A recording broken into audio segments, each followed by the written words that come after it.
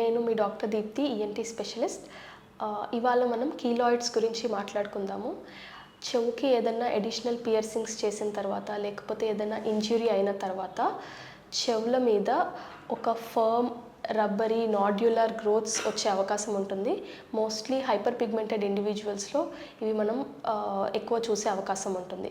So వాటిని keloids అంటాము. Based on the size మనము వాటిని ట్రీట్ చేసుకోవాలి. If they are smaller in size మనము intralesional steroid injections in varied sittings 4 to 8 sittings చూసి ఆ సైజ్ ష్రింక్ అయ్యే వరకు ఇవ్వటంతో మెల్లగా ఆ సైజ్ ష్రింక్ అయిపోతుంది.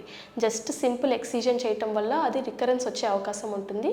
So steroid injections along with combination therapy అంటే లేజర్ ట్రీట్మెంట్ తోటి మనకి బెటర్ అవుట్కమ్స్ వస్తాయి. Thank you.